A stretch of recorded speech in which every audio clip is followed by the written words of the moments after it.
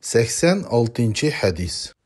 Peygamberimiz sallallahu aleyhi ve sellem mundaq degan: La tadkhulul malaiketu beyte fihi kelbun ve la sura.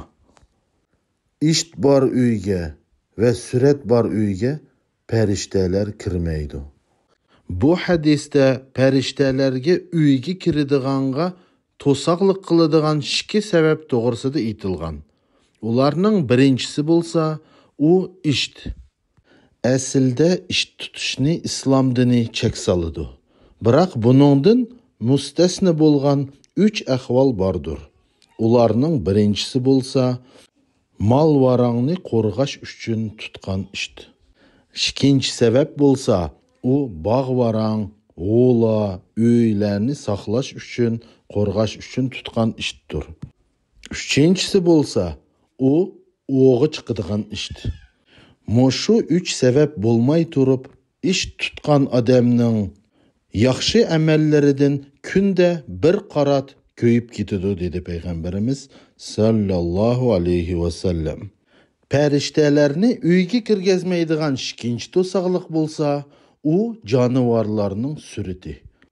Uning qatoriga odamzot, hayvonotlar, qushlar ve haşeretler ve bütkül barlık canavarlar kiridi. Peygamberimiz sallallahu aleyhi ve sellem başka hadiste mundaq degan: Eşeddu azaben yevmel kıyame musavvirin. Surat tartquchilar kıyamet günü en iğir azaplarga duçar buludu. Musavvir, surat tartquchi degan kim deb so'rasak, olimlar bu so'roqqa mundaq javob beradi. Surat tartquchining 3 turi bo'ladi.